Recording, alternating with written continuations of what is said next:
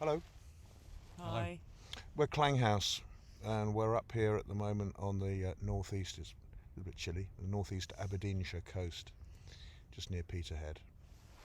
It's very chilly, but it's very beautiful It's as well. very It's beautiful. good. And there's a beautiful gas-fired power station just out of here. Just behind you here, there's a lighthouse and loads of seagulls behind us and rocks, and it's pretty idyllic. But why are we here? Yeah, we're a bunch of musicians who want to go to COP26, and we had this show called KlangHaus.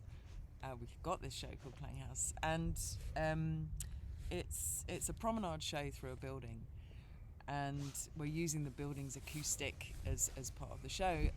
But we were taking small audiences on a journey, and these shows were happening.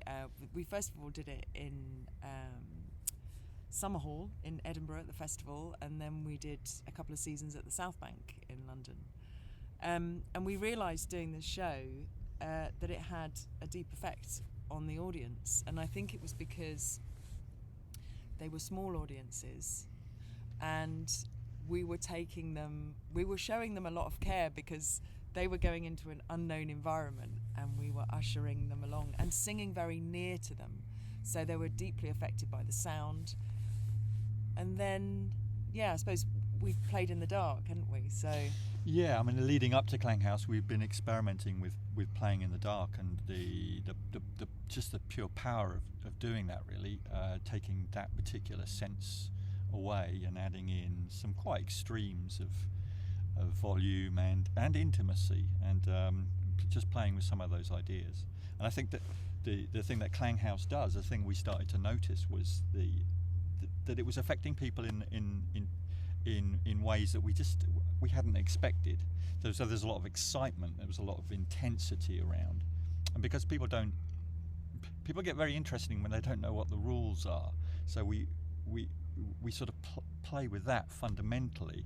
But people were coming up to us and saying things like, "I'm gonna change the way I do things." And quite often these people were artists or people that were involved in the arts world, and there was something about the nature of the care in the show and the gentleness of it and the extremes of it that just enabled people to feel a little bit more open. And once we started to understand that kind of dimension of the show, we started to think, well, what is it, and how can we exploit it further?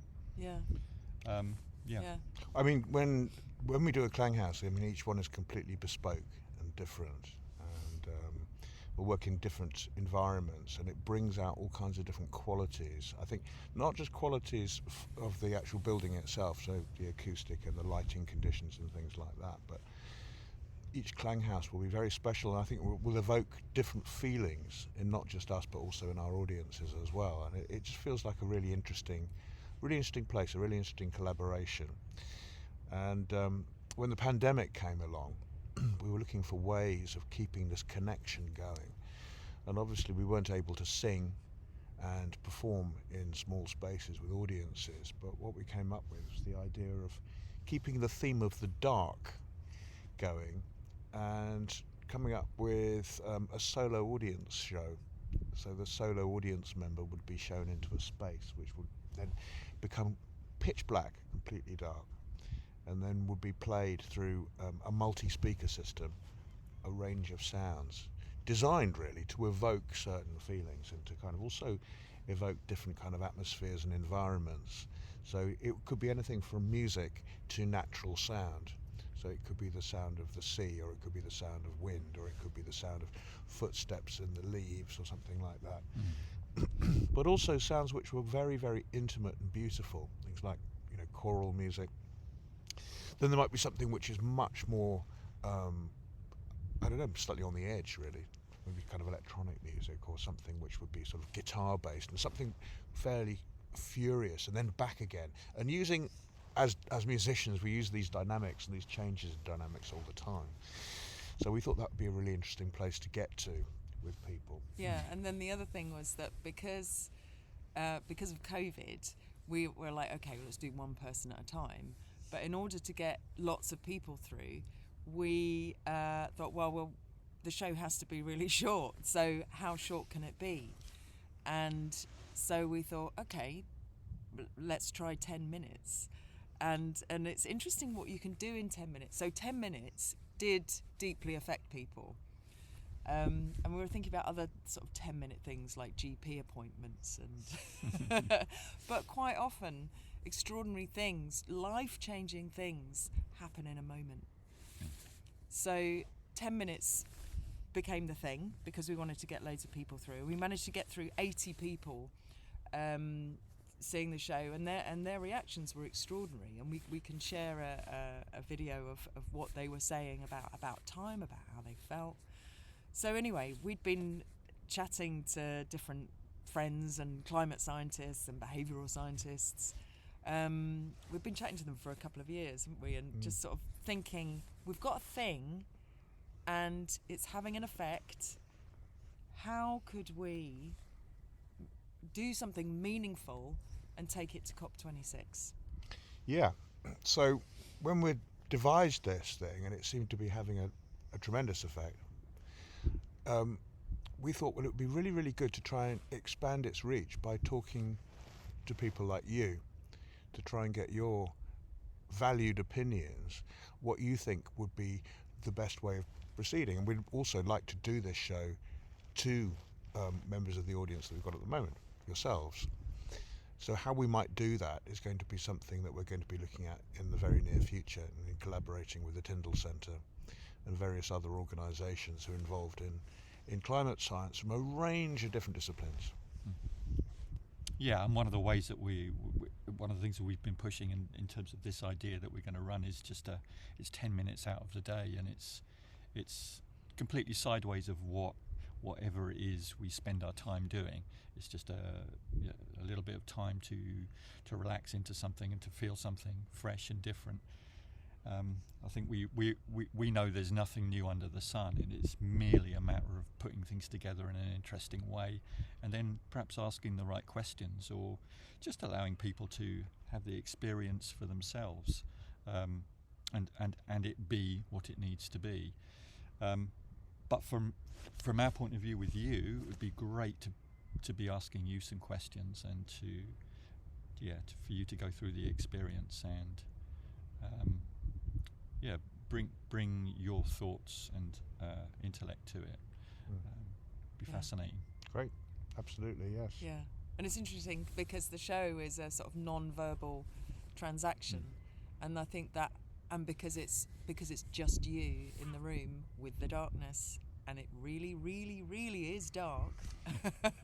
It's proper dark. It's proper dark. So that experience in itself is, it takes you out of yourself. It connects you to yourself. And are these the things that will help some kind of behaviour change? Yeah. So thank you very much for listening to us. Yeah. And we hope to see you very soon, and to ask you those questions, and for you to come and experience Darkroom. Have a good lunch. Thank you.